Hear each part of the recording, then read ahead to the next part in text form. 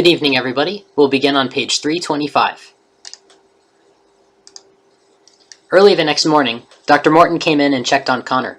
He filled out a few things on the electronic writing pad, and then addressed both of them as he said, "It looks like there's some slight brainstem damage we didn't previously catch, which caused the heart attack." He looked up and addressed Kerry and Connor. "We'll need to observe you in ICU for another 2 days and take another scan to determine if the damage is permanent or if the nanites are healing it.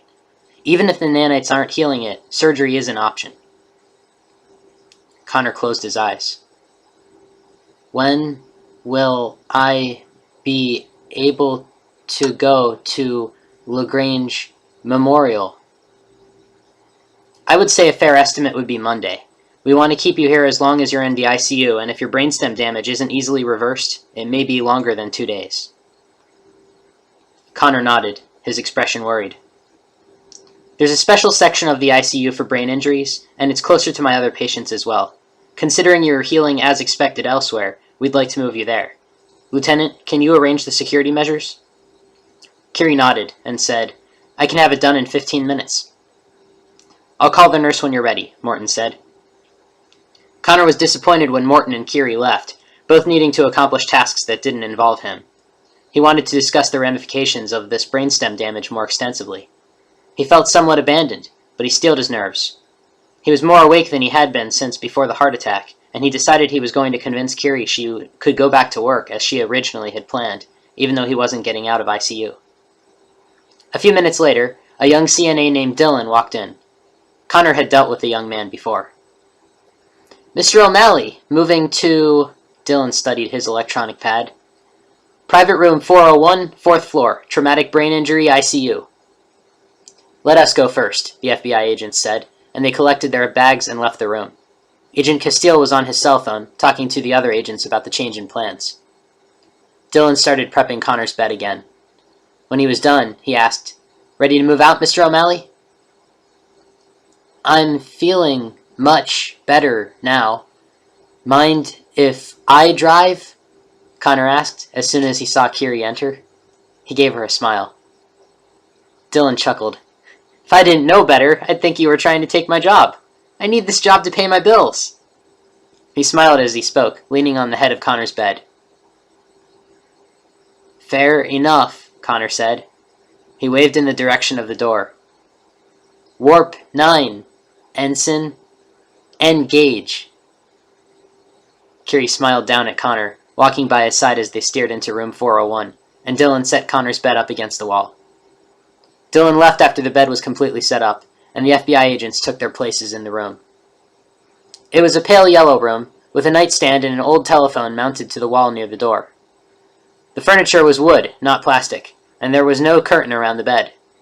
The room had no interior windows other than what was on the door, and the windows on the far wall exposed their Naperville surroundings. "Well, this is nicer," Connor commented. Kerry nodded her agreement. "Mom and Dad should be here soon. They'll probably go right into the old room. I'll call them and let them know." "Okay," Connor said. Kerry pulled her phone out and completed a short, informative conversation. They sat silently for a few minutes before Connor asked, "Are you planning on going back to work soon?" "Only if you don't mind," Kerry said. She really didn't want to leave him now that he had a heart attack and they knew he had brainstem damage. It seemed too likely to her that something else would go wrong, and she couldn't risk not being there for that. "You need to go," he said. "There's a dangerous criminal on the loose, and our kids aren't going to see the light of day until she's behind bars.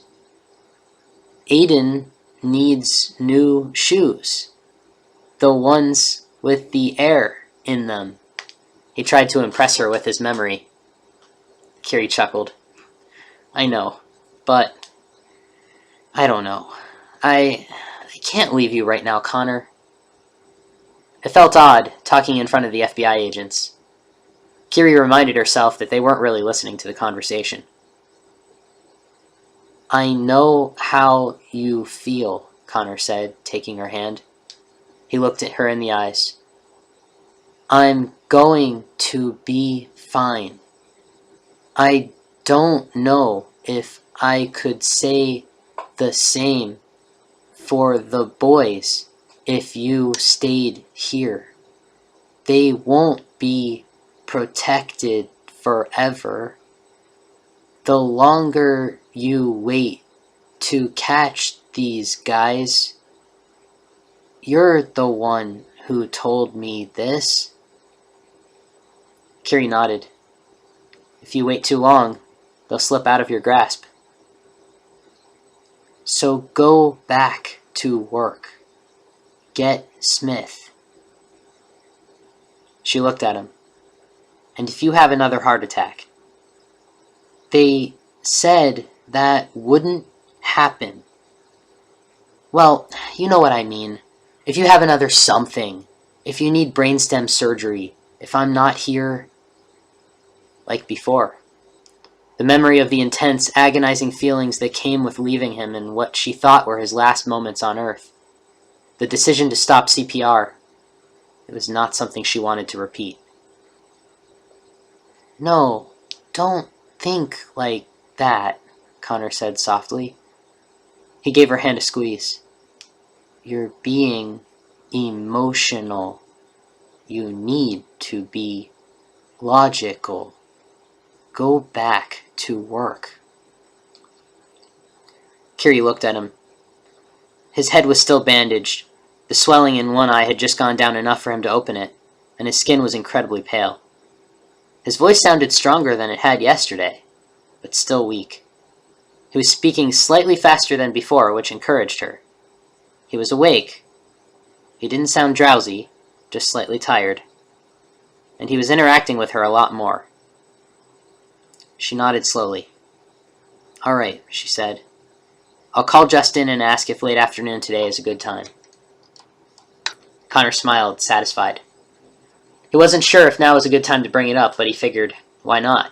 Might as well do it before Kerry's parents got there. I remembered something else, he said. Last night? I suppose it was. I woke up briefly, and I just had this memory. He swallowed. My throat's kind of dry. Is there any water around here? Kerry got up immediately and walked over to the water dispenser in the corner of the room. She brought him a cone-shaped cup of water. Connor continued after he was done with the water. I was lying on the cement floor. These 3 people were talking. I didn't get most of what they said. The room was spinning. They were talking about the bomb. They mentioned someone named Peter? Peyton? Then they all left. That's all I remember. Kerry nodded. Yeah, she said, her eyes haunted. I didn't have much time. When you disarmed it? She hesitated. She wouldn't tell him about her decision, about the dual meaning in that question. Yeah, she confirmed with a nod. She tried to smile. I can't believe you were able to tell me. What do you mean? You told me, Connor. I don't know how you managed to remember to tell me. I mean, you were barely conscious and you weren't making any sense when I found you, she said quietly. But you told me. Connor closed his eyes briefly. I remember My thought process was so erratic. It was like a dream. He remembered more details. It was so cold. You were in shock, she said softly, remembering his cold, clammy hands and how his chest rose and fell laboriously. She would never forget how he looked, and how each breath was an agonizing struggle. He nodded. That makes sense, he said. I kept repeating in my head, bomb, bomb, bomb in the office. Anyway, suddenly you were there, and I don't remember saying it out loud. Then he paused. Well, he saw the pain in her eyes at what he was about to say next. I was pretty damn sure I was gonna die, he whispered. She closed her eyes and held his hand. I know, she said, her heart breaking as if she had just made the decision to stop CPR all over again. I was too. I'm sorry, he told her. You're not the one who should be sorry, she said quietly, a hint of bitterness. There was a pause. You don't have anything to be sorry for, he argued, his voice firm. You saved us all, Kerry. That's no crime. When she didn't say anything, he said, if you spend too much time sorting out the past, you'll forget to protect the future. She looked up at him and said with a small smile, That's true. He turned his head, looking at the door. He had seen a shadow move just outside. Kerry's parents entered a moment later. And how's my boy doing this morning? Kathleen asked Connor with a broad smile, rushing over to him. Feeling better, Mum, he said. All signs of their conversation completely vanished from his face. All that was there was a tired smile. Why don't we go dancing tomorrow? She laughed and put a gentle hand on his shoulder. You can't dance when you're well, Connor, Seamus said playfully as he walked over to his bedside. What makes you think you'd be able to do it now? Ouch, Connor said, pretending to be offended. Now that wasn't very nice, Kerry said with a smile. Oh, he left the barn door wide open, Seamus defended himself. We're so glad to hear you're okay after that heart attack, Kathleen said to him. We're also glad we could find this place. Did you know there are 2 room 401s? Seamus said, shaking his head in disgust. Sorry, Connor said, smiling slightly. Maybe the food will be better here, he commented.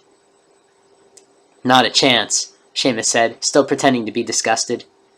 Hospital food's what clears patients out of the hospital so quickly. Think I'm kidding? Seriously, the whole thing's an insurance scam, he said with a smile.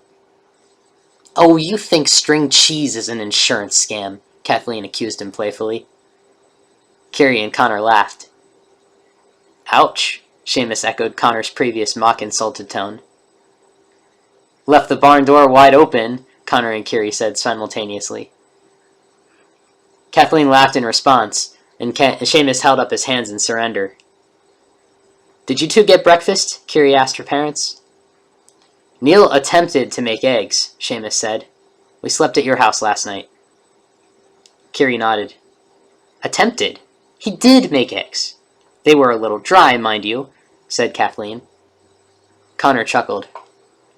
I told you I was worried about Aiden and Patrick, he said to Kerry. Kerry rolled her eyes. I'm sure they're surviving off of microfood and pizza at this point, but that's all right. We'll start cooking for them and Neil, Kathleen told her. starting with lunch. Neil knows he can't compare to you, Connor, Seamus said with a hint of a smile. He complains that your house is the worst place to learn to cook in. Connor smiled. I hope the kids aren't complaining. No, they'd never say anything, Kathleen said reassuringly. We taught them better than that, Kerry stated. Yes, we did, Connor agreed. If you guys are going back to the house at lunch, you may not see me until tonight. I'm going to work this afternoon. Connor smiled. Good for you, honey, Seamus told his daughter. We'll get Neil to come here while you're gone. Kerry nodded. Good idea. Now wait a minute. I don't need a babysitter, Connor said. I already have 2 wonderful babysitters in here, he indicated the FBI agents. I don't want you putting yourselves out to be here. I don't want you alone, honey, Kerry argued. Connor looked at the FBI agents and asked Kerry, and do they not count as protection? You know what I mean, Kerry said firmly. She didn't want Connor without company from someone she actually knew. Connor sighed. How long are you going to do this? Do what? Kerry asked. As long as she needs, Connor, Seamus said. And we agree with her. You shouldn't be alone. I know that's hard to hear, but you need an advocate right now. And it would make all of us feel better if someone we know is with you at all times. The FBI agents looked up briefly, wondering if they should join in on the conversation. But it was clearly family-related, and so they turned their attention back to their computer screens. All right, Connor said finally. Thank you, Kerry said emphatically. Kathleen and Seamus smiled, satisfied with this response. They spent the rest of the morning together. Connor fell asleep, and Kerry called Justin and Neil and talked to the kids in the meantime. She was pleased to hear they had apprehended the people that they thought had been Connor's guards. They were all currently being questioned. At noon, Neil brought the boys to the hospital with him, and Kathleen and Seamus went back to the house with them. Kerry and Neil remained at the hospital. Brought food with me, Neil said. Where'd you get it? Kerry asked, looking at the bag as they walked back to Connor's room together. Submarine sandwich place down the road. We passed it on the way and went through the drive-thru. Agent Sourface wouldn't let us go in. He even rolled up the barrier between the front and back seat so the drive-thru person wouldn't see when we paid. Where's Agent Sourface now? Kerry asked with a smile. They did a handoff when Mum and Dad went with the kids. He's watching them now, and I suppose I'm being watched currently. He looked around suspiciously. Kerry opened the door to Connor's room and walked in smiling. For someone in Special Forces, Neil certainly didn't like the idea of being secretly protected. What sandwich did you get me? 9-inch ham, turkey, American cheese, mayonnaise, and lettuce. No pickle? No pickle. He smiled. I know what you like on your sandwich. That's because it's the only kind of food you can make, she said playfully. Ow, Neil said, still smiling. Yeah, no one liked the eggs this morning. They sat down next to Connor's bed. That's all right, Kerry said. At least you tried. I don't know how I screwed them up, but I somehow did. He opened the bag and handed Kerry her sandwich. He pulled out his own. Then he handed her the sealed container of apple juice, and he opened up his own container of ice water. Apple juice, huh? I know you still like it. The kids told me. Kerry smiled. I drink it like water. So, is Patrick going to play soccer again next year? Probably, Kerry said. Connor wants him to play hockey, I think. Switch it up a bit. I agree. She looked at Connor and saw that he was in a deep enough sleep that hearing his name didn't pull him out of it. I think so too. It helps when they're well-rounded, to know what they really like to do. Kerry nodded and took a bite of her sub. Neil looked at Connor sleeping as he took another drink of water. Mum and Dad told me what happened last night. Are you sure he's okay? They told us the brainstem damage is reversible. Neil nodded. So he's going to be okay. Right, Kerry said, reassuring herself with that statement as much as Neil. That's good, he said. He took another bite of the sandwich and swallowed before he said, Still doesn't look too good. I know, Kerry agreed, looking at Connor as she drank some apple juice. He's exhausted. As far as appearances go, he definitely doesn't look himself. He's so pale. He'll get better, Neil reassured her. She nodded. And having medical crap around him, of course he doesn't look himself, he continued. Yeah. You just have to give him some time. I know, she told him. Doesn't make it any easier to see him like this now, though. Neil nodded. Yeah, he agreed quietly. They ate silently for a few minutes, and then started a conversation about how the Blackhawks were doing in the preliminary games of the season. Neil knew nothing about the Blackhawks, and only knew of Dublin's new team, the Green. The Green had entered the International Hockey League 10 years ago. Almost every major city in the United States and Canada had a team, and hockey started earlier and ended later than it had in the NHL because of it. Conferences were quite confusing, too. Kerry didn't miss the NHL much, though, because the Olympic seasons were the only times when Ireland had had a competing team. She remembered watching American hockey on television as a child. Neil barely remembered it. After lunch, Kerry decided to stay until Connor woke up. Neil and she sat mostly in silence, except for a brief conversation about whether the kids had been taking their vitamins or not, and another discussion about how crazy Quigley was. Connor woke up at 13:46. Kerry, you're still here? I was going to leave as soon as you woke up, Kerry told him. Connor smiled. When do you think you'll be back from work? Probably around dinner time tonight, maybe a little later. I'll be here as soon as I can, she told him, meanwhile thinking, You can be here, but you're choosing to work instead. Take your time. Neil's good company. Neil chuckled. I'm an easy target. You'll spend every waking moment making fun of me. Now, I wouldn't do that, Connor said sarcastically. Well, I hope you two have fun. I think the TV has an internet connection. Why don't you watch something? Neil nodded. We'll turn on something in a while. See you later, Kerry. Bye, Kerry said with a smile, and gave Connor a hug.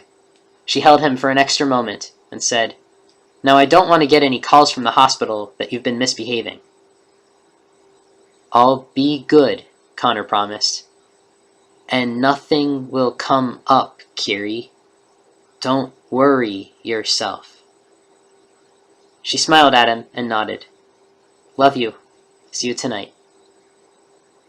Bye, he said, watching her leave. He turned to Neil when the door had closed behind her.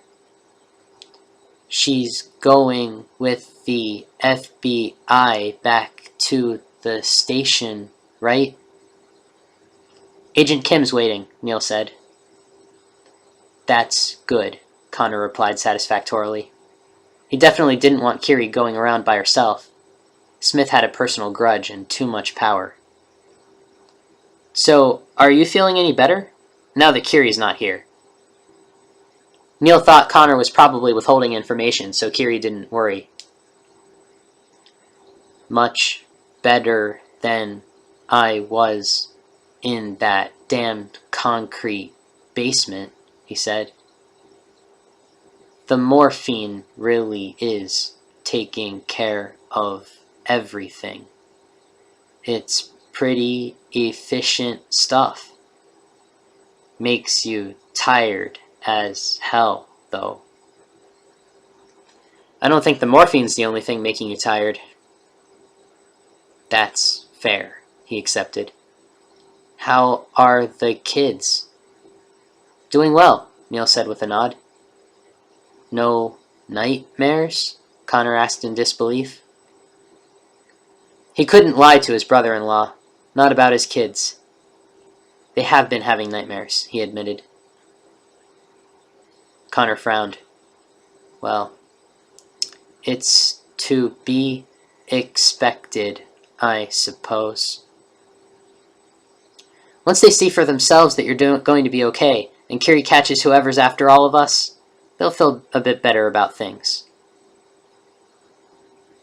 Probably not for a while, Connor said. And when they see me, it's going to scare them. The bullet hole didn't help at all. What bullet hole?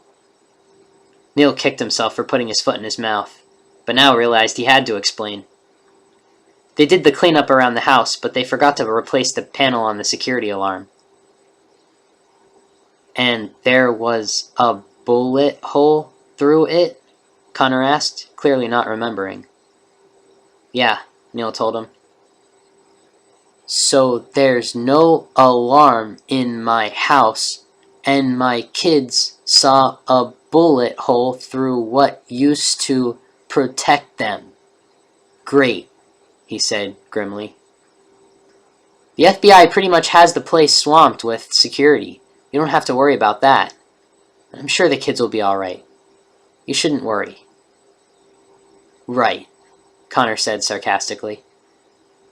Kids don't deal with that stuff very well, Neil. They didn't see me get attacked, but they know it happened in the house, and they know I'm hurt. Seeing that bullet hole confirmed their fears. They'll probably have nightmares for a while. Neil frowned. He didn't know much about child psychology himself. Connor didn't have a degree in it, but he knew almost everything about traumatic experiences' effect on children from his own childhood. So what, do you think they'll need counseling? I don't know if that'll really help. We can try. He sighed. Don't worry about it right now. We'll deal with it when it's time. I want to talk to them on the phone before they see me Monday. Monday? Is that when you and Kerry decided? That's when I'm supposed to be transferred to LaGrange. It's when I suppose they can see me, but I want to talk to them before. He knew the torturous thoughts that went through children's minds when they didn't know if their parent was all right, and couldn't find hard proof either way because the adults hid everything from them.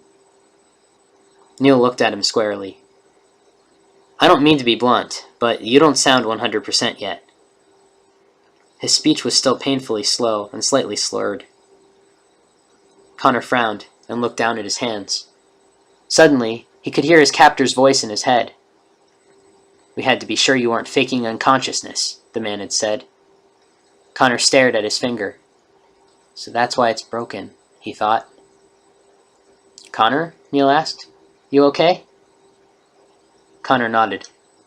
Yeah, he said. I just... Nothing. Neil looked concerned. Well, if you need something, I'm right here. I can call the nurse if you're not feeling well. No, that's not necessary, Connor said. Neil sat back. Like I was saying, I don't think you're quite ready to talk to the kids. Okay, Connor accepted. He didn't feel like refuting the statement. Neil raised an eyebrow. He was absolutely expecting an argument in that department. He didn't say anything, though. Connor had that familiar, I don't want to talk right now, look in his eye. Neil reached into his bag and brought out a tablet. He got onto the internet and started doing some work. Connor looked at the ceiling with distant eyes. After a few minutes of silence, though, his exhaustion caught up with him, and he fell into sleep once more. We'll read more tomorrow.